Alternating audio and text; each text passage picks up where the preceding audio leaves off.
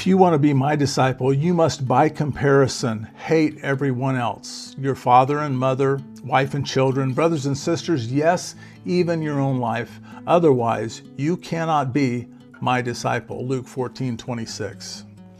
In a previous chapter of my life, I refereed basketball, and what that meant was, of course, going to games and running up and down the court wearing these zebra shirts.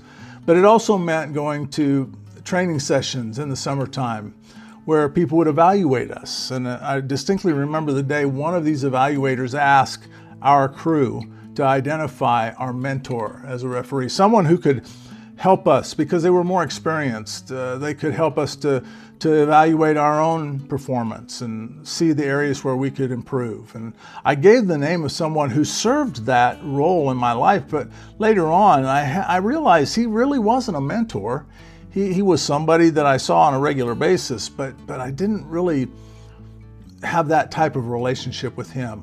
I think that's kind of how we live our Christian lives, isn't it?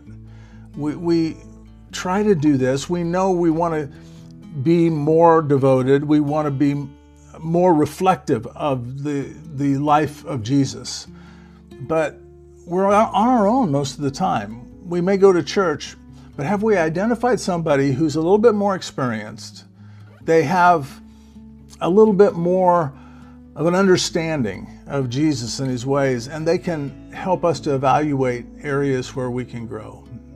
As I sat and listened to Dennis this past week talk about discipleship and being a follower of Jesus, that's what came to my mind.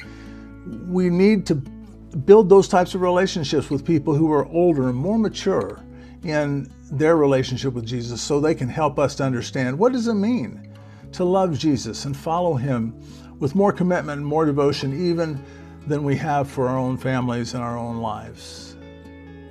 Father God in heaven, help us all to grow. Help us all to be so committed to following Jesus that we seek out the type of relationships that will show us what it means to take up our own cross and follow you.